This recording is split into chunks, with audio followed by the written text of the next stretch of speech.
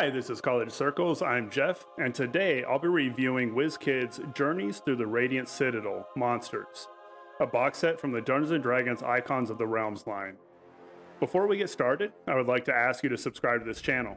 As I reach certain subscriber milestones, I will be doing giveaways of various Wizkids miniatures, starting with that first milestone of 100 subscribers.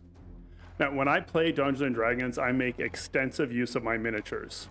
My reviews are based on how well these figures enhance gameplay at my table, how often they are likely to be used, and how much they add to the game when used. I use a 10-point scale with 0 to 2 points in each of 5 categories. Those categories are details in the sculpt, quality of the paint application, how well the pose of the figure helps tell its stories, how versatile the figure is, and how much the figure inspires me to want to create story and gameplay with it.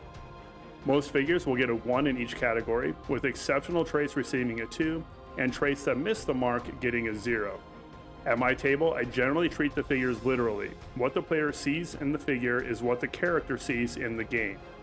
Of course, these are all my subjective opinions, and yours may differ. If you like this content and want to see more, please like, subscribe, and share. With all of that said, here's the figures. Journeys Through the Radiant Citadel Monsters consists of 8 figures, was released on 10 January 2024, and sells for $89.99. Our first figure is the Windling. Now this adorable little guy looks like a Care Bear was bit by a vampire. He is on a riser and is in a flying pose. The sculpt and paint are fine, as is the pose. I haven't quite decided how I would use this guy yet. He could be a little sidekick for the party, or I could use it more as a trap in which his cuteness hides a fiendish hunger. It's described as a mischievous fey creature, which the design fits, but I might make it a little more horrific. Sometimes Wizkids really knows just what I need and delivers it to me. The Takatakolo is a CR5 demon that looks like a diseased owl. Like the Windling, its sculpt, paint, and pose are just okay.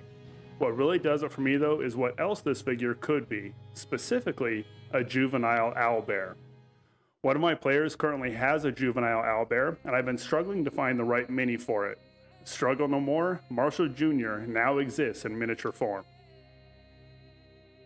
Up next is the Aurum Vorax Den Leader.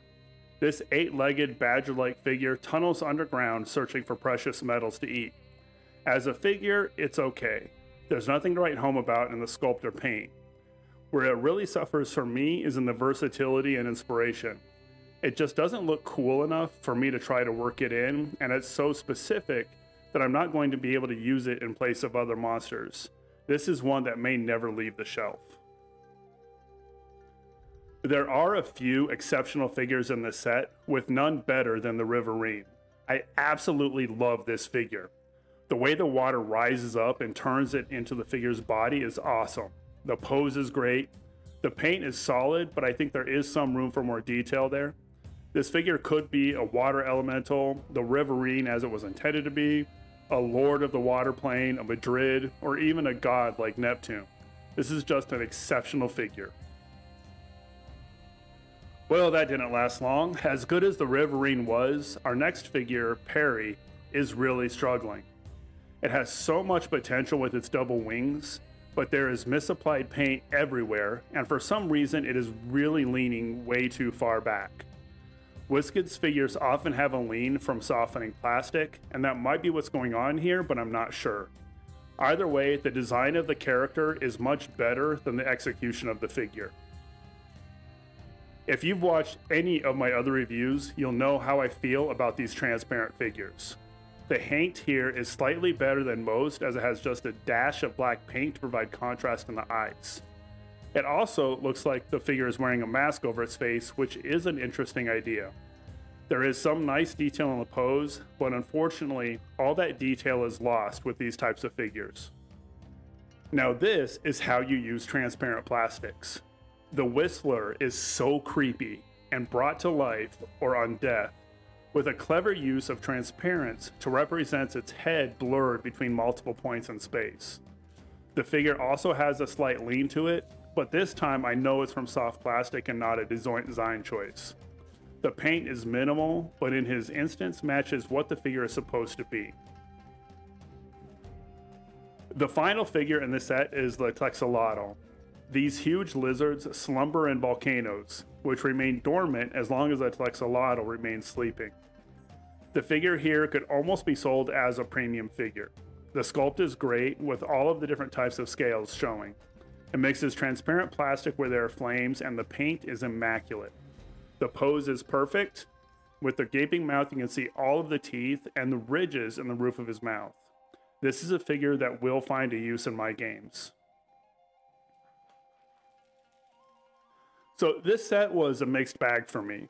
At just about $11 per figure, it's hard to describe this as a good value.